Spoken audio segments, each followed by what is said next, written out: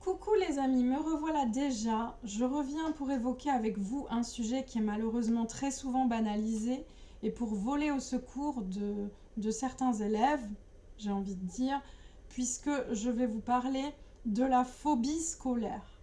Alors tout le monde connaît les phobies traumatiques qu'on peut avoir à la suite d'une chute, d'un choc, ou les phobies irrationnelles telles que la phobie des reptiles ou celle de certains insectes. Là, je vous parle d'une maladie qui se développe lorsqu'on est exposé au contexte scolaire. D'accord ? Il faut vraiment la prendre au sérieux. À cette maladie sont associés un certain nombre de symptômes sur lesquels je vais revenir. Alors, la phobie scolaire, c'est le refus total de se rendre en cours, le refus total de fréquenter un établissement scolaire, l'impossibilité d'y mettre les pieds et de suivre une scolarité classique. D'accord ? Pourquoi on devient phobique scolaire ?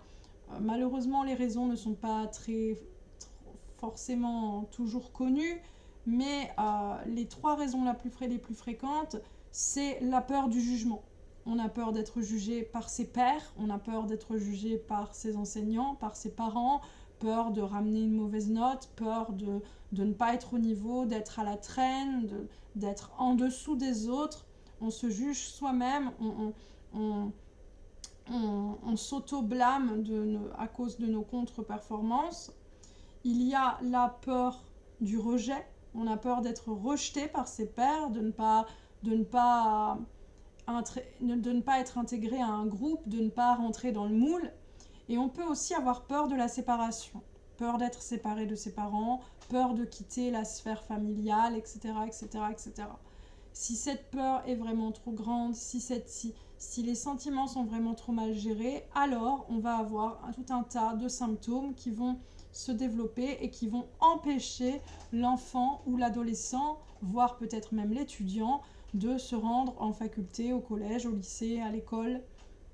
Alors l'enfant peut pleurer, il peut aller jusqu'à faire des crises d'angoisse ou des attaques de panique, il peut développer des insomnies, il peut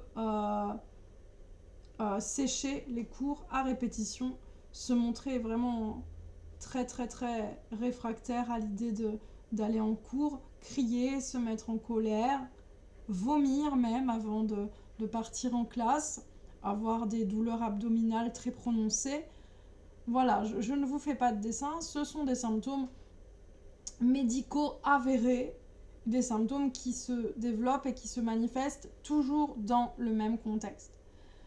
Du coup, c'est simple. Si votre enfant se plaint toujours des mêmes symptômes au même moment, vous pouvez directement faire le lien avec la phobie scolaire. C'est encore plus vrai si votre médecin de famille ne diagnostique aucune autre maladie. Votre enfant vomit avant d'aller en cours, il a mal au ventre, il pleure et pourtant il ne souffre d'aucune gastro-entérite, par exemple. Votre enfant est angoissé avant d'aller à l'école, mais vous n'avez aucun problème à la maison, aucun problème de famille, il n'a subi aucun traumatisme récent, etc., etc., etc. Vous faites le lien direct avec l'établissement scolaire dans lequel il est scolarisé, avec sa classe, vous en parlez à son professeur des écoles ou à ses enseignants, et si ces symptômes s'installent dans la durée, vous trouvez une alternative. Il peut s'agir d'adapter sa scolarité, il peut s'agir d'être scolarisé par correspondance, d'être scolarisé à la maison, de suivre des cours particuliers en soutien scolaire pour se réapproprier l'école, pour apprendre sous une approche différente.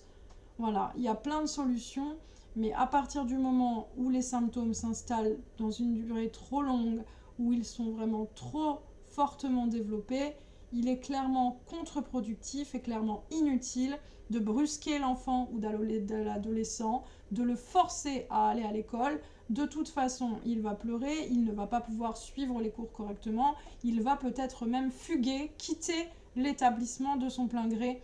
C'est pas la peine, vous n'en tirerez absolument rien. Voilà, je voulais simplement que vous sachiez qu'on parle bel et bien de phobie scolaire, que cette phobie est une phobie reconnue, une phobie qui doit être traitée, qui doit être prise au sérieux comme toutes les autres. Il y a des solutions, mais si on ne parle pas, si on ne s'observe pas, on ne se comprend pas et on ne peut pas agir correctement. Ne banalisez pas le sujet, mais ne vous affolez pas trop non plus.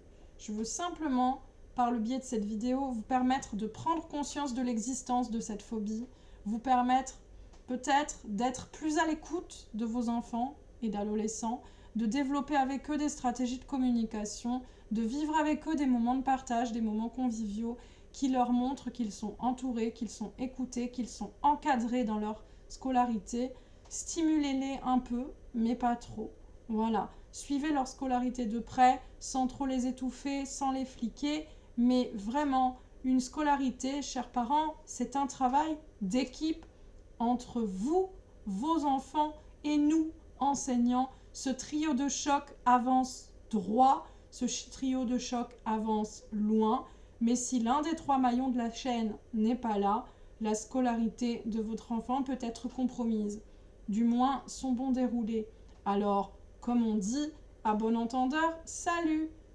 En attendant de vous retrouver pour évoquer de prochains sujets pédagogiques, je vous souhaite à tous une excellente fin de journée, un excellent week-end. Bye bye!